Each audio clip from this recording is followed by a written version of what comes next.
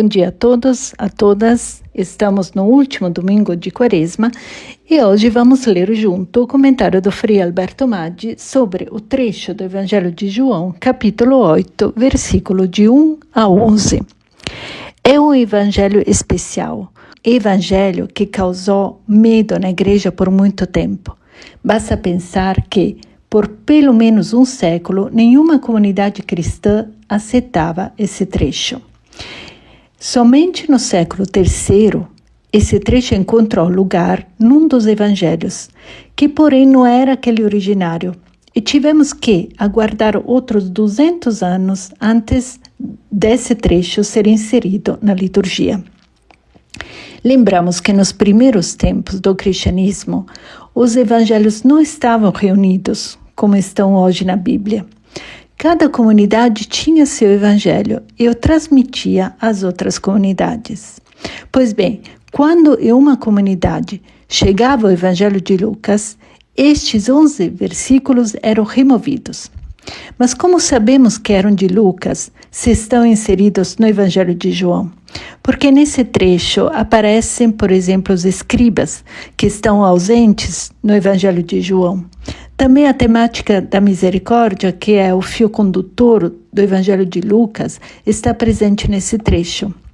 Na realidade, se essa passagem do Evangelho de João fosse removida e inserida no seu lugar original, quer dizer, no capítulo 21, após o versículo 38 do Evangelho de Lucas, veríamos que aquele era o seu contexto.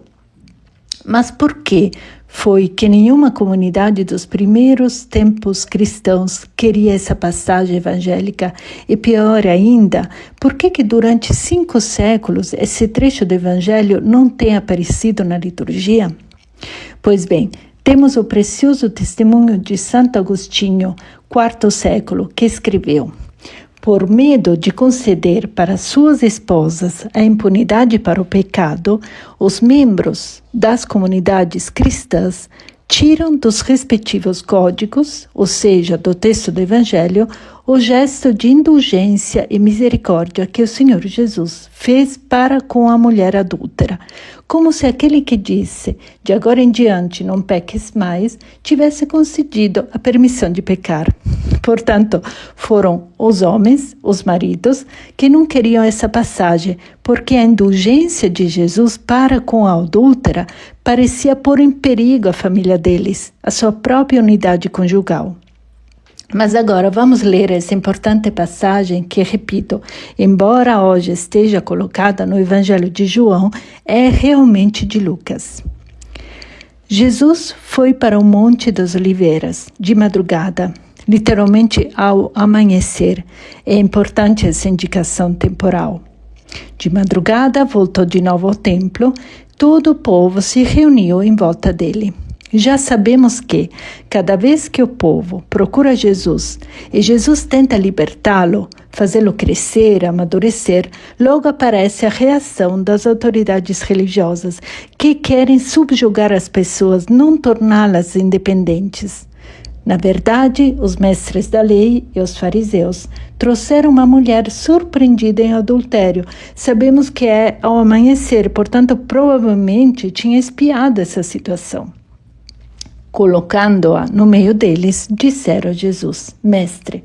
E esta é a hipocrisia das pessoas religiosas. Não querem aprender com Jesus, e elas só querem enganá-lo e condená-lo. Esta mulher foi surpreendida em flagrante adultério. Moisés, na lei, mandou apedrejar tais mulheres. Notamos o desprezo por essa criatura. Que dizes tu? Pelo fato que a pena pedida seja o apedrejamento, faz entender-nos que esta mulher se encontra ainda na primeira etapa do casamento. O casamento em Israel ocorria em 2 etapas.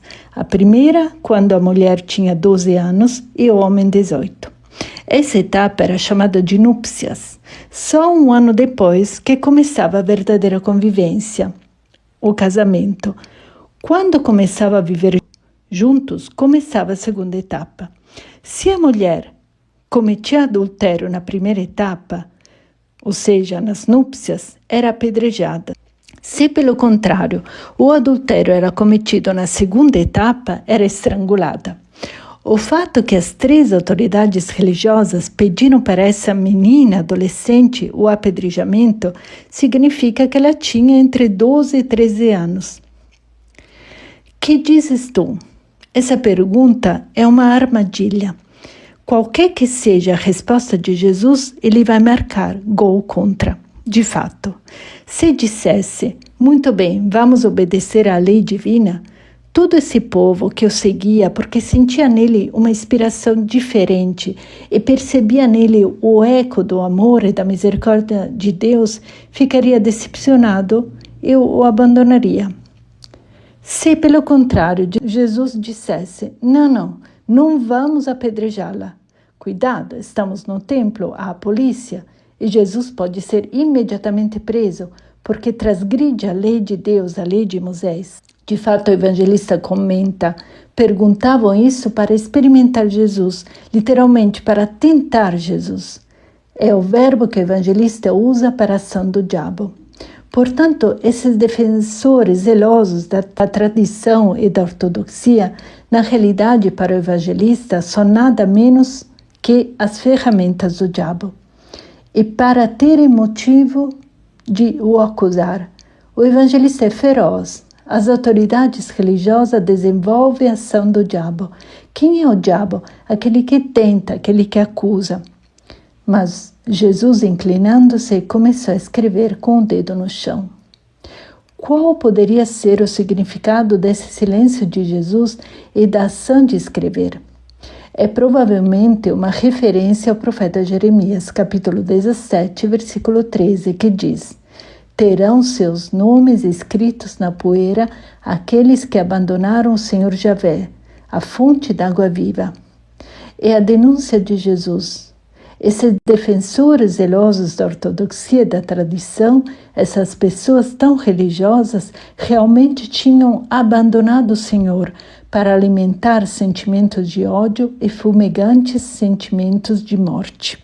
Na primeira carta de João está escrito com muita verdade: quem não ama permanece na morte. Como persistisse em interrogá-lo, Jesus ergueu-se e disse: quem dentre vós não tiver pecado, seja o primeiro a tirar-lhe uma pedra. Atenção, aqui não se trata, como às vezes vemos em fotos ou em filmes, de pessoas que tomam pedra e começam a tirar. A primeira pedra, a que era jogada pelas testemunhas de acusação, era uma pedra que devia pesar cerca de 50 quilos e que era jogada sobre a mulher que tinha sido colocada numa cova e na prática era a pedra que a matava. Portanto, Jesus diz: aquele que estiver sem pecado, execute a sentença de morte. E tornando a inclinar-se, continuou a escrever no chão. E eles, ouvindo o que Jesus falou, foram saindo um a um, a começar pelos mais velhos. O termo usado pelo evangelista não indica logo os anciãos ou os velhos, porque o termo grego usado é presbíteros, que são os membros do Sinédrio, órgão judiciário. O Sinédrio era o mais alto órgão jurídico de Israel, composto pelos principais sacerdotes, pelos escribas e presbíteros. São eles os que julgavam e são eles que ficam saindo um a um. E uma vez liberado, então, o ambiente dos escribas e fariseus, emerge toda a luz da vida.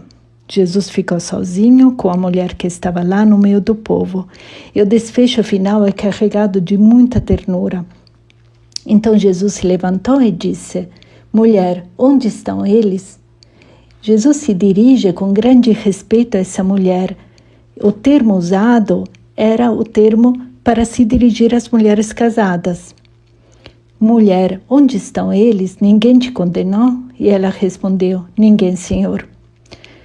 E então Jesus lhe disse: Jesus é o único que não tem pecado e, portanto, o único que poderia condená-la e atirar-lhe a primeira pedra, como também podia repreendê-la, mas Jesus não a repreende. Então Jesus lhe disse: eu também não te condeno, podes ir, e de agora em diante não peques mais. Jesus não perdoa a mulher, porque ela já está perdoada por Deus. Não lhe pede para se arrepender, mas comunica-lhe a força para tornar a viver. Jesus não joga sobre essa mulher a pedra que a esmaga, mas oferece-lhe a sua palavra que a ajuda para continuar a viver. É muito linda essa atitude de Jesus. Então, com isso, nos despedimos. Nos vemos semana que vem. Um bom final de semana a todas e a todos.